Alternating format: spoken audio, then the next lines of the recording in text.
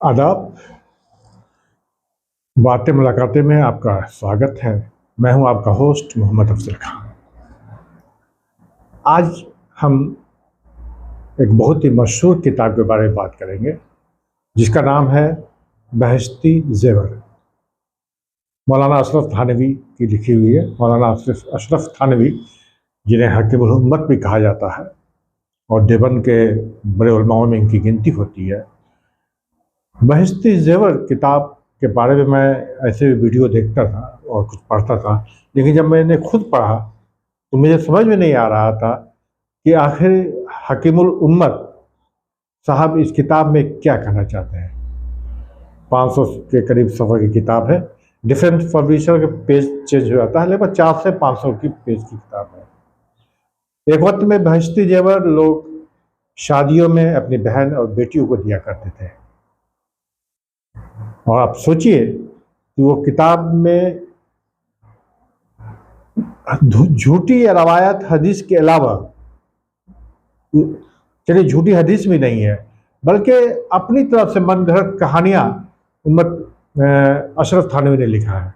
और इस किताब को पसंद करने वाले मौलाना इलियास साहब भी हैं, मुफ्ती तकी उस्मानी साहब, सब ने इसकी तारीफ की है। हालांकि ये किताब बेहूदगी, गंदगी से भरपूर है।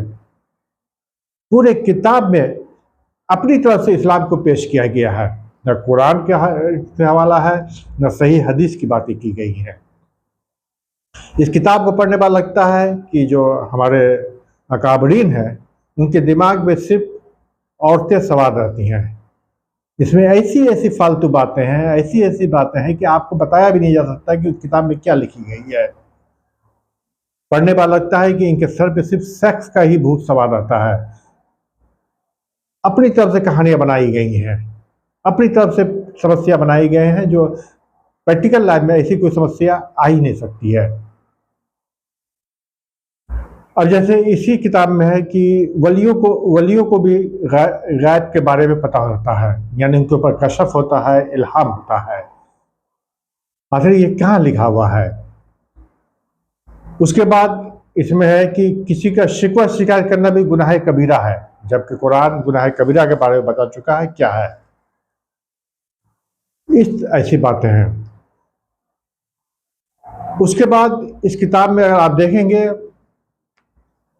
वजू करने के लिए किबला का रुख होना चाहिए। अरे भाई, वजू करने के लिए किबला का रुख कहाँ होता है?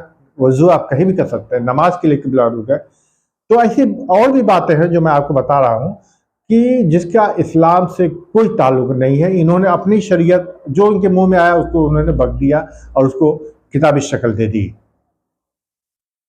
अभी देखिए कि छोटी लड़की से अगर किसी मर्द ने सेक्स कर लिया जो अभी जवान नहीं हुई है, तो उस पर गुस्ल वाजिब नहीं है, लेकिन आदत बनाने के लिए गुस्ल करवाना चाहिए। भाई, छोटी बच्ची से कैसे कोई सेक्स करेगा? मतलब आप यहाँ इस चीज को आप बढ़ावा दे रहे हैं कि छोटी बच्ची से आप सेक्स करें। ये केस कहाँ आता है? उसके बाद है,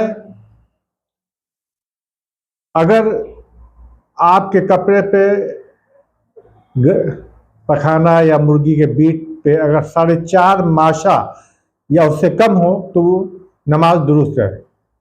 अब इनको बताइए कि कौन बैठ के नापेगा कि 4 माशा है या 3 माशा है? उससे अच्छा आदमी उतार के कपड़ा नहीं बदल के नमाज पढ़ेगा। अगर पेशाब की छींट आपके कपड़े पे सुई के नोक के बराबर पड़ जाए तो धोना वाजिब नहीं है। क्या चुतियापे वाली बातें यार! ऐसी ऐसी बातें हैं, सुन के हंसी आती है, लगता है कि हम कार्टून चैनल देख रहे हैं। अगर हाथ या उंगली में कोई नापाक चीज लगी है तो उसे अगर 3 बार आप चाट लेते हैं तो वो पाक हो जाएगा। अगर मुंह में पान दबा हुआ है और उसकी पीक हलक में नहीं जाती है तो आपकी नमाज हो जाएगी। मतलब ऐसी ऐसी वाहियात चीजें हैं जो सुन के हंसी आती है। अगर किसी औरत को लड़का पैदा हो रहा है और वो लड़का अभी पूरी तरह बाहर नहीं निकला है और नमाज का वक्त हो जाता है तो नमाज पढ़ना फर्ज है। यार इस मौलाना को कौन समझाएगा, जस्किस के हालत में कौन नमाज पढ़ेगा, और उसमें वो पाक कहाँ रहेगी। अच्छा, इनके किताबों में जात पात, पूरे जात पात का नाम दिया है, और उन्होंने कहा है कि जुलाहे और इनके ऊपर यकीन नहीं कर सकते हैं, और बाकी सभी जात अलग हैं। मतलब ब्राह्मणिज्म हिंदुस्तान में रहकर उनका वही दिमाग था। एक्चुअली ये लोग जमींदार टाइप के आदमी थे, जिनका काम ही था अपने अलावा सभी को दबा के रखना, और महिलाओं को, औरतों को नीचे कमतर दर्जे का बना के रखना। और इनकी पूरी किताब में औरतों को नीचे और कमतर दर्जे बनाने की कोशिश की गई है, जबकि कुरान औरतों को आला मुकाम देता है। अपनी एक और सुनिए, अपनी बीवी समझकर किसी औरत के साथ आप सेक्स कर लेते हैं तो आप उसे महर देना होगा, और ये गुनाह भी नहीं है। यार कौन आज के दौर में दूसरे की बीवी को सेक्स करेगा। अगर किसी का शौहर गायब हो जाता है तो उसकी बीवी को चाहिए कि 90 साल तक इंतजार करे। हद है भाई, कहाँ कहाँ से ये लोग लाते हैं। उसके अलावा अगर किसी कमसीन औरत से सेक्स कर रहे हैं तो गुस्ल फर्ज नहीं होगा। उसके अलावा अगर कोई मर्द अपने प्राइवेट पार्ट में कपड़ा लपेट कर सेक्स करता है तो उसके ऊपर गुस्ल फर्ज नहीं होगा। नमाज में अगर हस्बैंड या वाइफ कोई चुम्मा ले लेता है तो उससे नमाज नहीं टूटती।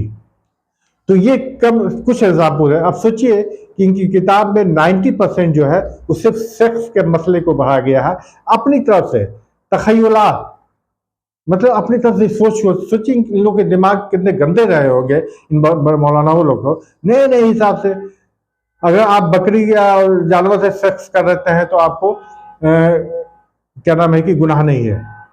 मतलब इस तरह की बातें यार समझ में नहीं आता है कि इस किताब को लिखने वाले के सोच और उसकी मानसिकता कैसी होगी। आप इस किताब से अंदाजा लगा सकते हैं, इस बातों से अंदाजा लगा सकते हैं कि कैसी मानसिकता होगी। और बहिश्ते जेवर, ये तो शुक्र है कि इधर एजुकेशन आया है, और पिछले 35-40 साल में बहिश्ते जेवर जैसी किताब अब शादी ब्याह में नहीं दी जा रही है, और नहीं ऐसी फालतू बकवास किताब पे कोई यकीन करता है। सोचिए कि किताब गैर मुस्लिम पढ़ेंगे तो सोचेंगे ये इस्लाम है, जबकि इस्लाम का इसका कोई ताल्लुक ही नहीं इस किताब से, न कुरान से है न हदीस से कहीं मिलता है। ये हम कह सकते हैं कि आप इस्लाम को बदनाम करने के लिए ऐसी किताबें लिखे हैं। हकीमुल उम्मत साहब, अल्लाह आपको माफ़ फरमाए, ऐसी ऐसी बातें इस्लाम के नाम पे आपने लिख दिया है। अल्लाह ही खैर करेगा कि आपको अल्लाह ऊपर माफ़ करेगा कि नहीं। खैर, मैंने ये जितनी बातें कही हैं ये बहिश्ते जेवर की बुक से है, आप जाकर वहाँ देख सकते हैं।